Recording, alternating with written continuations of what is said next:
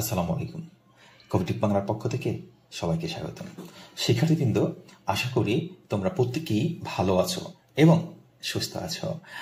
কবিটিক বাংলার সাথে তো আছোই। তোমাদের এইচএসসি বিএম শাখা থেকে তোমরা যারা দ্বাদশ শ্রেণীতে পড়তেছ, তোমরা সমাপনী পরীক্ষা দিচ্ছ দ্বাদশ শ্রেণীতে, তোমাদের বিজনেস ইংলিশ পরীক্ষাটা পরবর্তী পরীক্ষা। শিক্ষার্থী, বিজনেস ইংলিশে আসলে 2 হয় না, আমি 2 দিয়েছি যেন তোমরা বুঝতে পারো যে এটা তোমাদের সেকেন্ড ইয়ারের সাজেশন। শিক্ষার্থী যারা এই মুহূর্তে আমার চ্যানেলে জয়েন করেছো, অবশ্যই চ্যানেলটিকে সাবস্ক্রাইব করে বেল আইকনটি অন করে রাখবে, কারণ কবিটেক বাংলা যে সাজেশন দিচ্ছে তোমরা তো জানোই পরীক্ষায় কেমন কমন পড়তেছে। শিক্ষার্থী, কথা না বাড়িয়ে শুরু করছি। বিজনেস ইংলিশটাকে আমি 2টা পার্টে ভাগ করে দিয়েছি। আজকে একটা পার্ট দিয়েছি, আর পরবর্তী ইংলিশ যেই পার্টটা রয়েছে সেটা আমরা দিব। তো আজকে হচ্ছে যেই বিজনেসের যে অংশটা রয়েছে সেটা নিয়ে একটু আলোচনা করছি। প্রথম যে প্রশ্নটা আপনারা মুখস্থ করবেন সেটা হচ্ছে ব্যবসায়িক যোগাযোগ কি। 2 নম্বর প্রশ্ন হচ্ছে শ্রবণ কৌশল বলতে কি বোঝো। 3 নম্বর প্রশ্ন হচ্ছে ফলাবর্তন বলতে কি বোঝো। 4 বাণিজ্যিক পত্র লেখার পদ্ধতিগুলো কয়টি ও কি কি।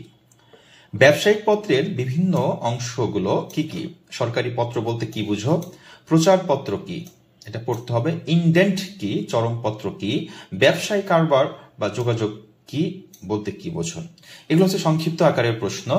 এরপর বিজনেস অংশ থেকে যদি আমরা রচনামূলক প্রশ্ন মোস্ট ইম্পর্টেন্ট সেটা আলোচনা করতে চাই, সেটা হচ্ছে ব্যবসায়িক যোগাযোগের প্রয়োজনীয়তা। মোস্ট ইম্পর্টেন্ট, ব্যবসায় যোগাযোগ কি, ব্যবসায় যোগাযোগের ভূমিকা বর্ণনা করো।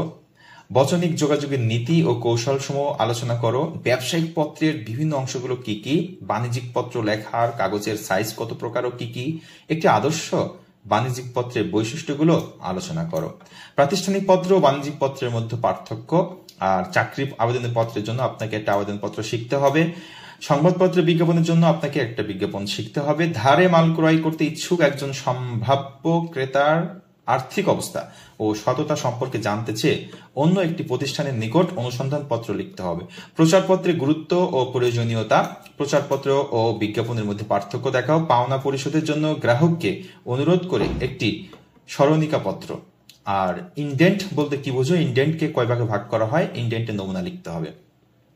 এই যে প্রশ্নগুলো আমি তোমাদের দেখালাম, এই প্রশ্নগুলো কিন্তু বিজনেস অংশ থেকে, বিজনেস ইংলিশের এটা দিলাম। এই প্রশ্নগুলো অবশ্যই পড়ে শেষ করবে। আর এই পরীক্ষাটা সামনে কিন্তু 2 দিন বন্ধ আছে। যেই পরীক্ষাগুলো বেশি বন্ধ থাকে সেই পরীক্ষাগুলো বেশি একটা ভালো হয় না। হ্যাঁ শিক্ষার্থীবৃন্দ, সবাই ভালো থাকবে, সুস্থ থাকবে, কবিটেক বাংলার সাথেই থাকবে। আল্লাহ হাফেজ।